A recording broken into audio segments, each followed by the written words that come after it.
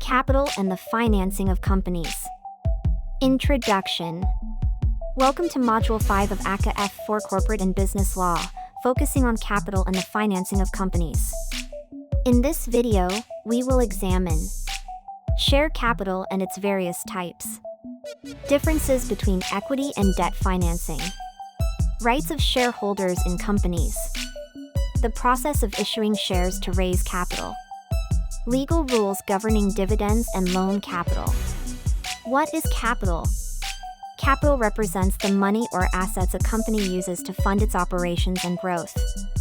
Two main categories exist: equity capital, shares, ownership interest in the company, no guarantee of return; debt capital, loans, borrowed money that must be repaid, usually carries fixed interest obligations. Understanding these distinctions is crucial for corporate financing decisions. Equity versus debt financing. Comparing the two primary financing methods. Ownership rights. Equity, shares provides ownership stake. Debt, loans/bonds, no ownership rights. Repayment obligations. Equity, no requirement to repay capital. Debt, must repay principal amount. Voting rights. Equity usually includes voting rights, ordinary shares. Debt, no voting rights in company decisions. Returns. Equity, dividends, not guaranteed. Debt, fixed interest payments. Risk level. Equity, higher risk for investors. Debt, lower risk, especially if secured. Types of share capital. Share capital is classified into several categories. Authorized capital. Maximum amount of shares a company can issue. Issued capital. Value of shares actually sold to shareholders. Called up capital. Amount shareholders have been asked to pay. Paid up capital. Amount actually paid by shareholders. These distinctions are important for understanding company financing structure. Share capital mathematics. Let's work through a practical example. Company authorizes 100,000 shares at $1 each. Authorized capital equals 100,000 times $1 equals $100,000. Company issues 70,000 shares. Issued capital equals 70,000 times $1 equals $70,000. Company calls up 80% of issued value. Called up capital equals 70,000 times 80 cents equals $56,000. If 90% of called up amount is actually paid, paid up capital equals $56,000 times 0.90 equals $50,400. This shows how companies can raise capital gradually. Types of shares. Companies can issue different classes of shares. Ordinary shares. Carry voting rights in company decisions. Receive variable dividends based on company performance. Last to receive payment in liquidation. Preference shares. Receive fixed dividend rate. Priority over ordinary shares for dividend payments. Priority in liquidation for capital repayment. Usually do not carry voting rights. Each type serves different investor needs and company objectives. Shareholder rights. Shareholders enjoy several important legal rights. Voting rights at company meetings, ordinary shareholders. Dividend rights when dividends are declared. Information rights to inspect certain company records. Capital rights to share in surplus assets during liquidation. Preemption rights on new share issues, where applicable. These rights protect shareholder interests in the company. Process of issuing shares. Companies follow established procedures when issuing new shares. Step 1. Board resolution authorizing the share issue. Step 2. Offer shares to public or through private placement. Step 3. Process applications and complete allotment. Step 4. Enter new shareholders in Register of Members. Step 5. Issue share certificates to new shareholders. This process ensures proper documentation and legal compliance. Bonus and rights issues. Companies can issue additional shares through special arrangements. Bonus issue. Free shares distributed from company reserves. Example, 1 bonus share for every 5 shares held. Rights issue. Existing shareholders offered new shares at discounted price. Example, 1 new share at $2 for every 4 shares held, when market price equals $3. Mathematical calculation. Savings per share equals $3 to $2 equals $1. For shareholder with 100 rights equals 100 times $1 equals $100 total savings. Share premium.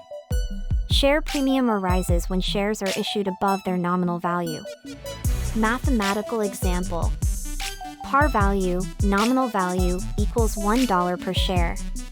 Issue price equals $3 per share. Premium per share equals $3 to $1 equals $2. For 10,000 shares issued. Share premium account equals 10,000 times $2 equals $20,000. This premium represents additional capital contributed by shareholders. Loan capital.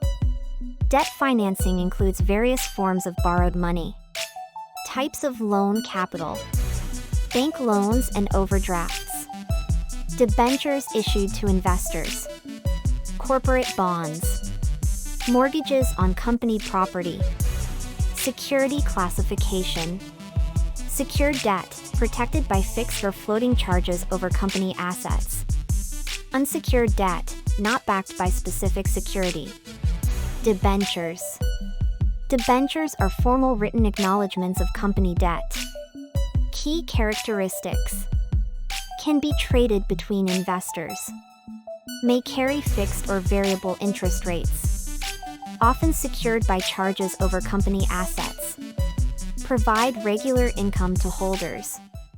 Mathematical example. $50,000 debenture at 6% annual interest. Annual interest payment equals $50,000 times 0.06 equals $3,000. This provides predictable returns for debt investors. Fixed versus floating charges. Understanding different types of security. Fixed charge.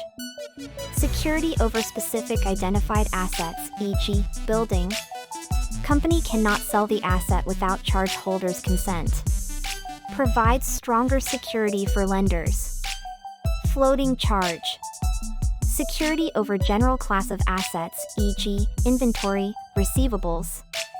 Company can deal with assets in ordinary course of business. Charge crystallizes when company defaults or winds up.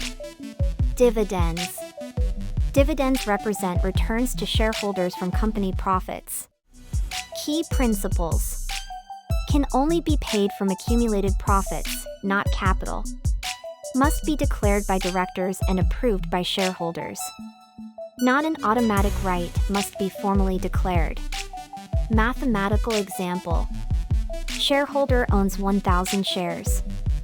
Dividend declared at 50 cents per share. Total dividend received equals 1,000 times 50 cents equals $500. Dividends provide shareholder returns without reducing share capital. Return of capital. Companies may return capital to shareholders in limited circumstances. Methods include share repurchases where company buys back its own shares. Capital reduction through court approval or special resolution. Distributions during liquidation. These procedures require strict compliance with legal requirements to protect creditors. Maintenance of capital. Legal rules exist to protect creditors by maintaining company capital. Prohibited activities. Paying dividends from capital rather than profits. Purchasing own shares without proper legal procedures. Reducing share capital without following statutory requirements. Purpose. Share capital is locked in to maintain company solvency. Protects creditors who rely on companies' stated capital. Practice exercise. Let's apply our knowledge to a practical scenario. Company issues 5,000 shares at $5 nominal value, paid to $3. Calculations. Issued capital equals 5,000 times $5 equals $25,000. Called up capital equals 5,000 times $3 equals $15,000. Unpaid capital equals $25,000 to $15,000 equals $10,000. If shares were issued at $6 market price. Share premium equals 5,000 times $6 to $5 equals $5,000. This demonstrates how companies raise different amounts through share issues. Conclusion. We have comprehensively covered capital and company financing. Companies raise funds through both equity and debt instruments. Shareholders enjoy limited liability and various legal rights. Share capital includes authorized, issued, called up, and paid up components. Debt instruments like debentures provide alternative financing sources. Legal protections ensure fair treatment of investors and capital maintenance. Mathematical calculations are essential for understanding financial arrangements. This knowledge is fundamental for understanding corporate finance and investment decisions.